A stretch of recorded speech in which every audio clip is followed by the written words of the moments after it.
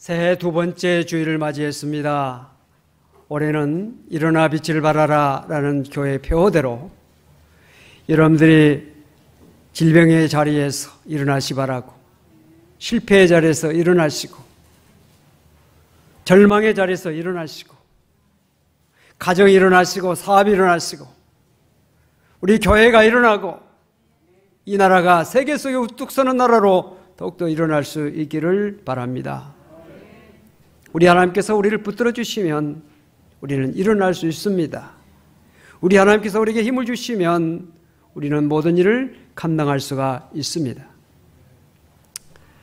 오늘은 새해 두 번째 주일이면서 또한 주현절 첫째 주일입니다.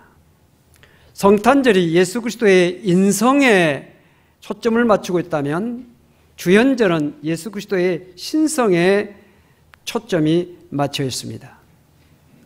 어둠을 밝히는 빛이 스스로를 나타내는 것처럼 하나님이 예수에게서 자신을 계시하신 것, 예수에게서 자신을 보여주신 것을 우리가 감사하며 그것을 기념하며 주현절로 우리가 지키고 있는 것입니다. 영어로는 에피파니라고 합니다. 현현 또는 나타냄 이런 뜻이 있습니다. 오늘 이 예배를 통해서 하나님을 만나시는, 하나님이 우리를 향해서 자신을 보여주시는 그 하나님을 우리가 볼 수 있고 체험할 수 있고 그 하나님을 붙들 수 있는 귀한 시간 될 수 있기를 바랍니다. 오늘 봉독한 이 시는 이스라엘 백성들이 하나님께 절기를 지키면서 낭송하고 찬양했던 내용입니다. 이스라엘 백성들은 특별히 유월절이나 맥주절 또는 장막절 때 이런 민족적 절기 때에 하나님께서 그동안 베풀어 주신 은혜를 감사하며 앞으로 또한 하나님께서 베풀어 주실 은혜를 감사하며 하나님께 대한 더욱더 믿음으로 나아가기를 결단하는 마음으로 이 시를 낭송하고 찬양했습니다. 본문에 보니까 시를 읊으며 소고를 치고 아름다운 수금의 비파를 아우를지어다. 초하루와 보름과 우리의 명절에 나팔을 불지어다 라고 말씀하고 있습니다. 여기에 초하루가 나오는데 이 초하루는 이스라엘 종교력에서 한 해의 시작을 의미합니다. 즉 한 해를 시작하면서 새해를 시작하면서 하나님의 신실하심과 영원하심을 기념하고 찬양하며 하나님 앞에 재헌신을 결단하고 있는 것입니다. 2022년도를 우리가 시작하면서 우리는 지금 코로나19라고 하는 이 재난 속에서 두려움과 염려의 상황 가운데 있습니다. 그럼에도 불구하고 환난 날에 나를 부르라 내가 너를 건지리니 내가 나를 영화롭게 하리로다 라고 하는 하나님의 말씀을 붙들고 더욱더 하나님 앞에 우리가 기도하며 하나님을 바라보며 하나님의 능력을 구하며 이 한 해를 믿음으로 살아갈 수 있기를 바랍니다. 코로나19가 2019년 12월 중국의 우한에서 발발했을 때 사람들은 대수롭지 않게 생각했습니다. 이렇게 세계의 모든 사람들을 많이 죽게 하고 힘들게 하고 이렇게 세계로 확산되어서 세계 모든 나라들을 셧다운시키며 고통에 빠뜨릴 줄을 누가 알았겠습니까? 잠깐 유행하다가 그칠 유행병 중에 하나로 생각했었습니다. 그런데 그 모든 생각을 비웃기라도 하듯이 코로나는 전 세계를 두려움에 빠지게 했습니다. 백신만 개발되면 상황이 종료되리라 생각했습니다. 그러나 백신이 개발된 지 오래됐습니다. 2차 백신까지 맞으면 안전할 것이다 생각했는데 3차까지 맞아도 코로나는 여전히 맹위를 떨치고 있습니다. 이러한 환경적인 어려움이 있고 또한 우리는 국가적으로도 이 나라를 이끌어갈 대통령을 뽑는 대선을 앞에 놓고 있습니다. 우리 국민으로서는 매우 중차대한 그런 일 앞에 우리가 있습니다. 우리 교회적으로는 담임 목사를 청빙하는 목회자를 서로 우리의 영혼을 책임지고 인도하는 목자를 세우는 그런 중차대한 일이 우리 앞에 또한 있습니다. 지난 3일 동안 우리 모든 성도들이 교회에 모여서 3일 동안 함께 찬양하며 기도하며 말씀을 나누며 합심해서 기도하며, 또한 교회 나오지 못하신 분들은 각 가정에서 각 처소에서 이 시간을 기억하며 제단을 함께 우리 모두가 쌓았습니다. 그 이유는 이런 중차대한 문제 앞에 교회가 기도하지 아니할 수가 없고 우리가 기도하지 아니할 수 없다고 하는 그런 하나님 앞에 우리의 믿음의 사람으로서의 책임과 하나님 앞에 이 모든 일을 감당해야 하는 의무감을 우리가 가지면서 책임 속에서 3일 동안 우리가 기도했던 것입니다. 하나님은 우리의 기도를 반드시 들어주시고 반드시 선한 길로 좋은 열매로 맺게 해주실 줄 믿고 우리가 기도했으니 하나님께서 반드시 좋은 열매로 우리 나라와 우리 교회에 허락해 주실 줄로 믿습니다. 어둠이 짙을수록 빛이 소중한 것처럼 우리의 상황이 힘들고 두려운 상황이랄지라도 이런 상황이기 때문에 더욱더 믿음이 중요하고, 이 믿음이 중요하다는 사실을 우리가 알 때 더욱더 믿음을 추구하고 믿음을 붙드는 그런 자세를 가져야 될 것입니다. 우리는 전지전능하신 하나님을 믿는 사람입니다. 하나님은 우리의 생명의 주관자이십니다. 우리의 생명을 주시기도 하시고 거두어 가시기도 하십니다. 높이기도 하시고 낮추기도 하십니다. 하늘을 시작하면서 우리는 무엇보다도 믿음으로 올 한 해를 우리가 살아야 되겠다, 회복해야 되겠다, 일어서야 되겠다, 이런 결단 없이 한 해를 시작하지 않는다면 우리는 참 부끄러운, 우리의 마음에 부끄러운 그런 마음을 가지고 한 해를 살아갈 수밖에 없을 것입니다.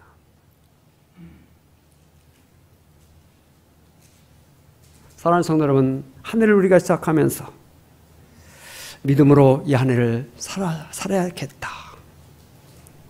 소망을 가지고 주님을 바라보며 더 이상 주저앉지 말고 힘차게 믿음으로 승리하며 살아야 되겠다 라는 결단을 하고, 그 결단을 붙들고 기도할 때 하나님께서 반드시 도와주시고 함께해 주실 줄로 믿으시기를 바랍니다. 오늘 본문 내 입을 넓게 열라 내가 채우리라고 말씀하셨습니다. 한마디로 말하면 큰 믿음을 가지라 라는 말씀이죠. 사람에게는 두 가지 입이 있습니다. 하나는 육신의 입이 있고 하나는 영적인 입이 있습니다. 육적인 입은 먹고 마시고 말을 하는 이 입이 육적인 입입니다. 또 하나는 영적인 입이 있습니다. 이 영적인 입은 생각, 사상, 철학, 믿음, 사랑 등을 받아들이는 것이 영적인 입입니다. 영적인 입은 영적인 것이 보이지는 않습니다. 그러나 우리에게 영적인 입이 있습니다. 요한복음 6장에 보면 예수님께서 말씀하셨습니다. 내가 생명의 떡이다.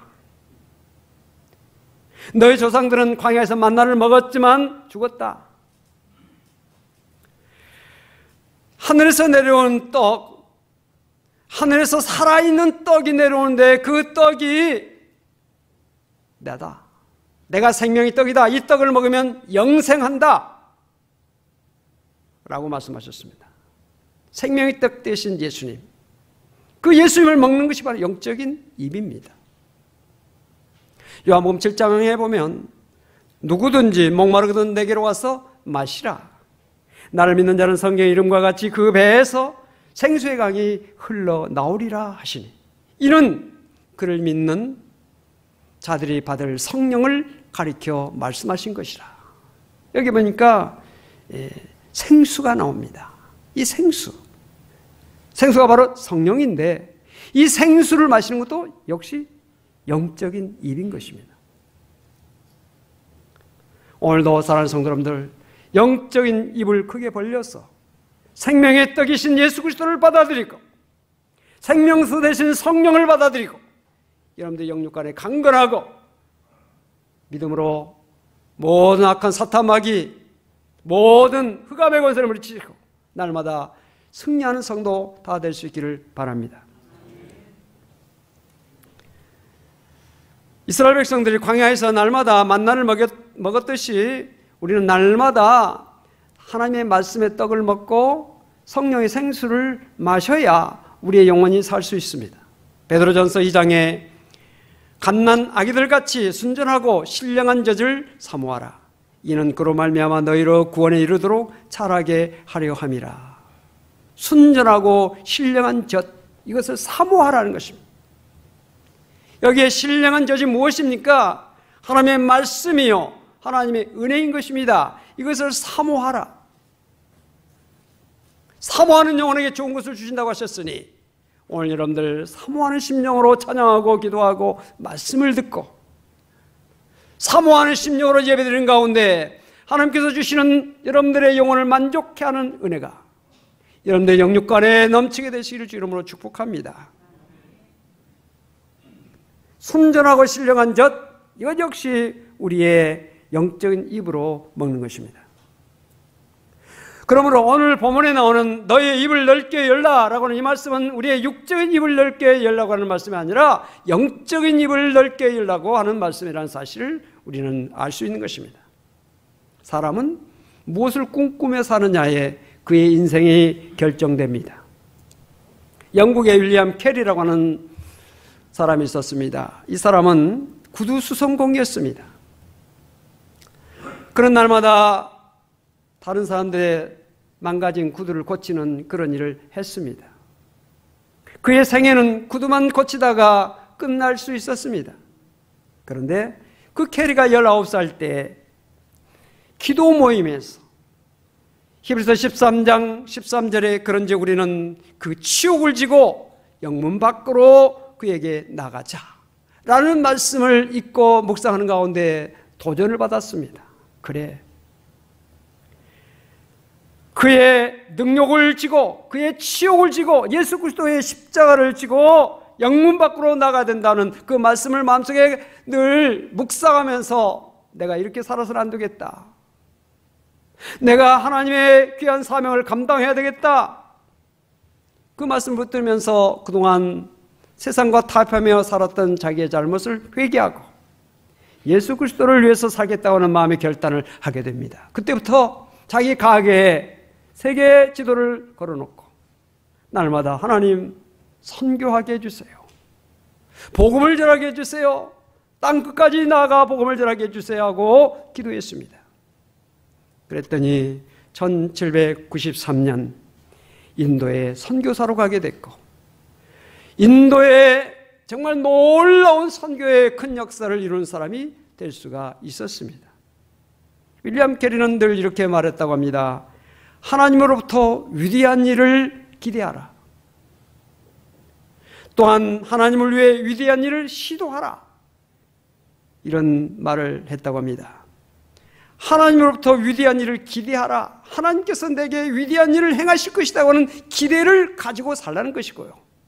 또한 하나님을 위해서 위대한 일을 시도하라. 그 일을 해라. 라고 말씀하고 있는 것입니다.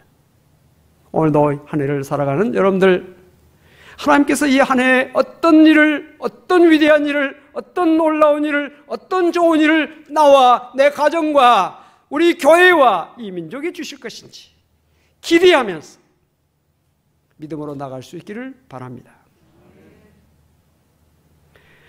하나님은 우리에게 내 입을 넓게 열라라고 말씀하시면서 그 전제 말씀을 하고 계십니다. 그 전제 말씀이 뭡니까? 나는 너를 애굽 땅에서 인도해낸 여호와 내 하나님이니, 나는 너를 애굽 땅에서 인도하여 낸 여호와 내 하나님이니 내 입을 넓게 열라 내가 채우리라.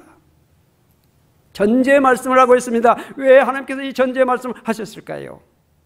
이스라엘 백성들에게 있어서 애굽 사건은 결코 그들의 역사 속에서 빼놓을 수 없는 아주 중요한 사건이었습니다.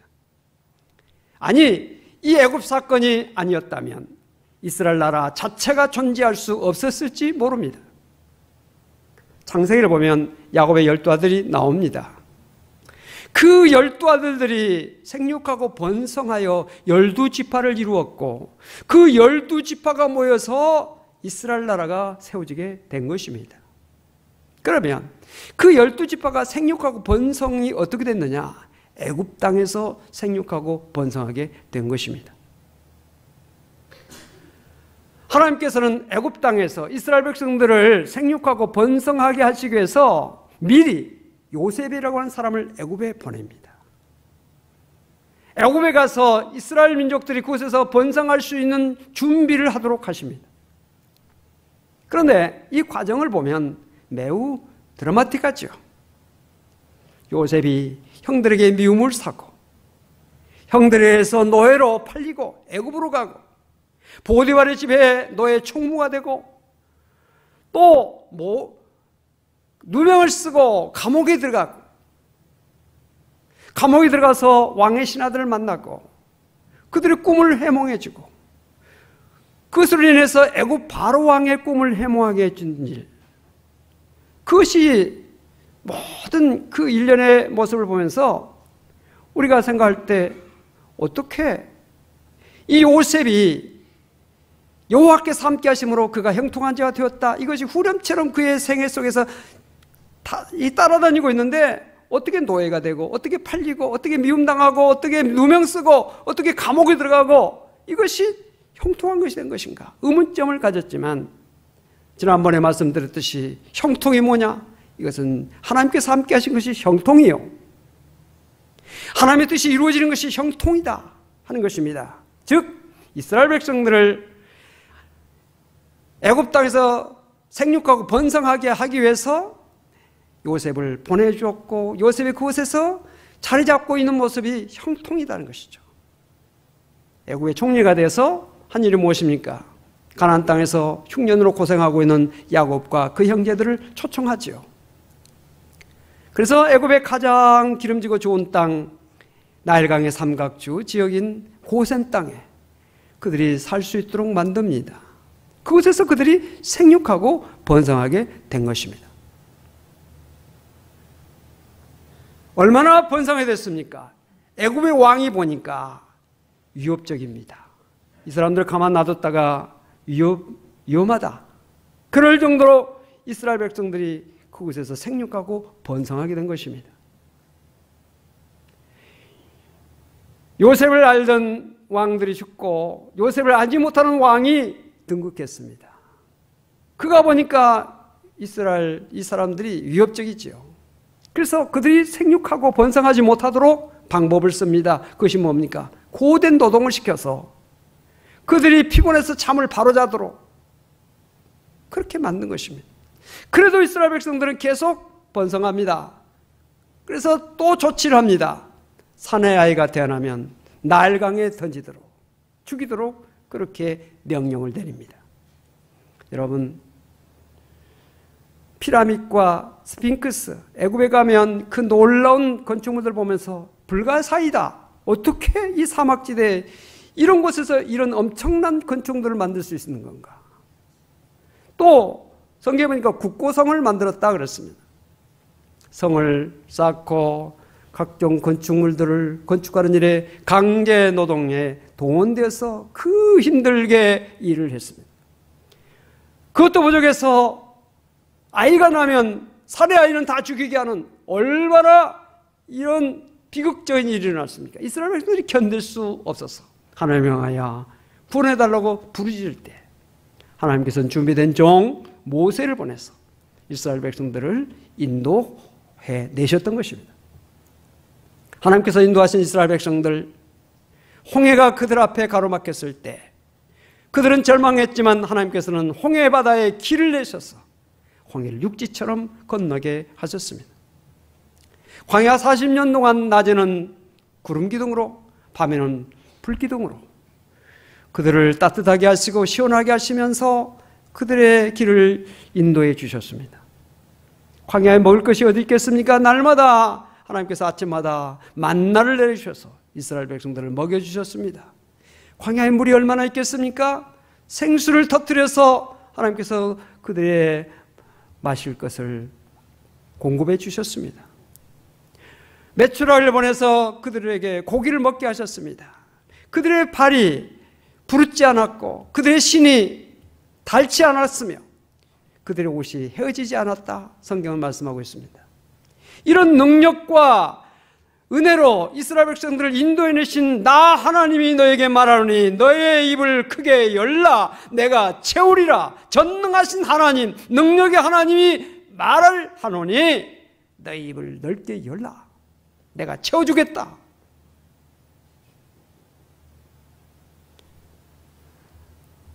그런데 어떻게 됐습니까? 이스라엘 백성들이 그렇게 하지 못했어요. 그 결과 어떻게 됐습니까? 이스라엘 백성들이 가나안 땅에서 쫓겨나고 바벨론에 포로 잡혀가고 불행한 일을 당했던 것을 우리가 볼 수가 있습니다. 오늘 우리는 이스라엘 사람들의 불순종이 아니라 오늘 이 말씀 우리가 읽으면서 이 말씀에 우리는 순종함으로 이 말씀을 따름으로 애굽에서 인도하여 이스라엘 백성들에게 자유함을 주고 가나안 땅을 주셨던 그 하나님의 놀라운 축복이 여러분들의 삶 속에, 여러분들의 모든 삶의 영역 속에 나타날 수 있기를 바라는 것입니다. 입을 넓게 연다고 하는 거 무슨 의미일까요? 여러분, 제비가 새끼 먹이는 모습을 여러분들이 보신 적이 있으십니까? 보통 제비는 3월에서 5월 달에 따뜻한 그 때가 되면 강남에 갔던 제비들이 돌아오죠. 와가지고 1년에 2번 정도 번식을 하게 되는데 알을 낳아서 보통 4마리 안팎의 새끼를 기릅니다. 근데 제비가 새끼를 먹이는 모습을 보면 그 새끼들 입을 얼마나 크게 벌립니까?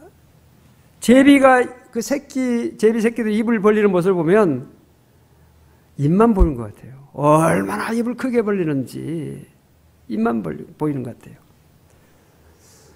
제비가 새끼를 먹이기 위해서 하루에도 수백 번 둥지를 오고 갑니다. 그런데 이 어미 제비가 새끼들을 먹일 때 다 입술을 벌리고 있는데 그 학자들이 가면 고루고루 먹인다는 것입니다. 어떻게 해서 고루고루 먹일까? 연구해 보니까 그 방금 먹이를 먹은 그 제비 새끼는 입을 벌리는데 조금 크게 벌리지 않고 조금 적게 벌린다는 거예요. 근데 먹이를 아까 먹었던 배고픈 제비는 입을 더 크게 벌린다는 것이에요. 그래서 제비가 먹이를 물고 와서 입을 제일 크게 벌리는 새끼에게 먹이면 그것이 차례가 된다는 거예요. 점점. 그래서 고루고루 제비들 새끼를 먹일 수 있다는 것입니다. 여러분, 내 입을 넓게 열라 라고 하는 것은 주여, 내가 지금 갈급합니다. 주여, 내가 지금 주려 있습니다. 주여, 말씀 주지 아니하면 나는 정말 힘을 얻지 못하고 낙심하게 됩니다. 오늘 하나님 내게 어떤 말씀 주시겠습니까? 내게 어떤 은혜 주시겠습니까? 어떤 힘을 주시겠습니까? 사모하는 심정으로 주의 전에 나와서 하나님 앞에 간절한 마음으로 찬양하고 기도하고 말씀을 듣는 것이 우리의 입을 크게 여는 것입니다.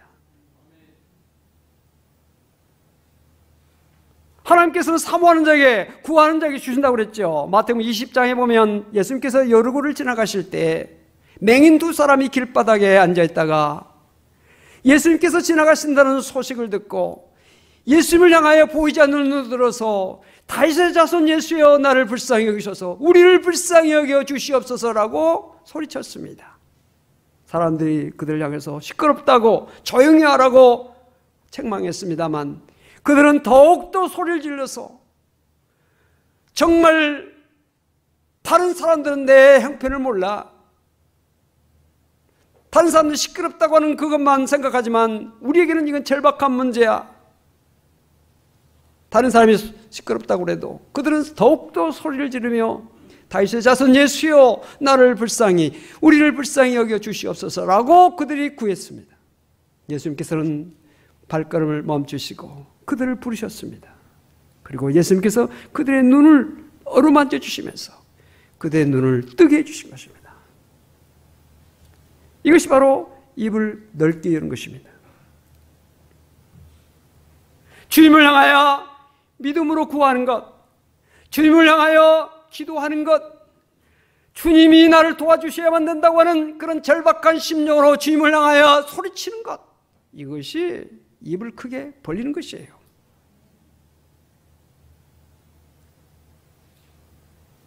여리고성의 두 맹인들 어려운 상황 속에 있었습니다. 앞을 보지 못했죠. 예수님을 향해 갈 때 걸려 넘어질 수도 있고, 또 예수님이 어느 곳에 있는지 제대로 방향을 찾을 수도 없습니다. 그러나 그들은 그런 모든 어려운 환경, 그런 모든 상황을 불구하고 보이지 않는 그런 눈을 들어 예수님을 바라보면서 그들이 넘어질지라도 다시 일어나서 주님을 향하여 끝없이 소망을 가지고 나아갔을 때 예수님이 큰 은혜를 받을 수가 있었고 그들의 평생 소원을 해결할 수가 있었던 것입니다. 사랑하는 성도 여러분, 새해를 맞이하면서 우리가 입을 넓게 열라, 내 입을 넓게 열라, 이 말씀이 내게 주신 말씀으로, 내 가정에 주신 말씀으로, 내 자녀들에게 주신 말씀으로, 내 사업장에 주신 말씀으로, 내 직장생활에 주시는 말씀으로 받아들이면 그것이 레마의 말씀이 되어서 믿는 자 속에서 그 말씀이 역사하게 되는 것입니다. 2000년 전에 있었던 하나의 사건을 소개하고자 여기서 이야기하는 것이 아니잖아요. 이 말씀이 오늘 우리에게 어떤 의미가 있느냐, 이 말씀이 오늘 우리에게 어떤 삶의 결단을 하게 하느냐에 문제가 있는 것입니다. 새해를 살아가면서 우리 앞에 두려움이 있고 근심, 걱정, 염려가 있습니다. 일부 예배 끝나고 어떤 분을 만나서 사업에 대한 문제를 이야기했습니다. 코로나 때문에 많이 힘들고 어렵다고 하는 이야기입니다. 견디고 있지요. 적자 되면서 지금 견디고 있습니다. 그게 현실이죠. 물론 잘 되는 사람도 없지 않아 있겠죠. 그러나 많은 사람들이 힘들어하고 어려운 것이 사실입니다. 이런 상황 속에서 우리가 절망하고, 이런 상황에서 우리가 낙심하고 원망하고 불평하고 그래봐야 무슨 소용이 있겠습니까? 우리가 해야 할 일이 무엇입니까? 우리는 믿음을 가졌으니, 우리 하나님은 전지전능하시니 하나님을 향하여 나의 도움이 어디서 올고 나의 도움이 천지를 지으신 여호와에게서로다. 하나님을 바라보면서 소망하면서 하나님 도와주세요. 이 한 해를 복되게 해주세요. 나는 하나님과 일마다 때마다 분초마다 날마다 하나님과 함께 동행하며 하나님께서 인도하신 대로 가기를 원하오니 하나님 나의 오른손을 붙잡아 주셔서 나를 인도해 주세요. 넘어지면 다시 일으켜 주세요. 또 일으켜 주세요. 그런 마음을 가지고 한 해를 살아갈 때 반드시 하나님께서 채워주시는 은혜가 여러분들 삶 속에 풍성하게 넘치게 될 줄로 믿습니다. 일어나 빛을 발하라. 믿음의 자리에서 정말 우리가 더욱더 힘을 내서 예배를 회복하고 기도를 회복하고 봉사를 회복하고 우리 성가대 오늘 찬양을 통해서 하나님 앞에 영광 돌리는 거 너무 감사하고요. 내가 오늘 너무 은혜 받은 것이 있어요. 로아 때문에. 어린 로아가 엄마 피아노 치고 있는 옆에 앉아서 꼼짝하지 않고 예배 시간에 떠들지 않고, 아까 어떻게 실수하다 피아노를 빵 한번 치기는 쳤는데 그건 실수로 한 거죠. 일부러 한 건 아니야. 칭찬하고 싶어요. 이런 아이들이 믿음 안에 잘 자라서 훌륭하게 되지 않겠어요? 교회 안에서, 말씀 안에서, 은혜 안에. 우리 주일학교 아이들, 중고등부 아이들, 이 어려운 상황 속에서 말씀 배우려고 온라인으로 하고 열심히 하고 있습니다. 우리 선생님들, 우리 전도사, 우리 부목사님들 수고하고 있어요. 어려운 상황이지만 이런 상황 속에서 우리가 힘을 서로 내고 내게 주어진 사명을 열심히 감당하고 그러면 하나님께서 기뻐하시고 채워주신다는 거예요. 건강의 은혜도 채워주시고 물질도 채워주시고 여러분들의 모든 마음의 소원과 간구를 들어주시는 은혜가 있는 것입니다. 아멘. 할렐루야. 너무 감사합니다. 어린아이의 입을 통해서라도 찬양받기를 원하시고 찬양을 하지 않으면 돌들이라도 찬양하게 하신다고 하신 하나님, 이 한 해 동안에 우리 믿음을 가지고 서로 격려하면서 사랑하면서 함께 힘을 모아서 우리 교회를 아름답게 이루어나가고 세상 속에 빛을 발하고 소망을 주는 우리 교회가 되시길 바랍니다. 할렐루야. 입을 넓게 열고 승리하는 성도 다 되시기를 주 이름으로 축복합니다. 기도합시다. 하나님 감사합니다. 새해를 시작해서 두 번째 주일입니다. 올 한 해는 절대로 낙심하지 않게 하시고 주저앉지 않게 하시고 일어나 빛을 발하며 믿음으로 더욱더 굳게 서며 입을 넓게 열며 기도하며 찬양하며 믿음으로 나가 승리하는 한 해가 꼭 될 수 있도록 도와주시옵소서. 우리 자녀들 다 축복하시고 장래를 열어주시고 하나님께서 친히 오른손으로 붙잡아 주시는 은혜를 체험하게 하여 주시옵소서. 사업장에 직장에 큰 은혜 주셔서 하나님께서 함께 하시는 은혜를 다 체험할 수 있도록 은총을 베풀어 주시옵소서. 감사드리며 이 나라에도 축복하시고 우리 교회도 더욱더 큰 축복으로 내려주시옵소서. 예수 그리스도 이름으로 기도하옵나이다. 아멘.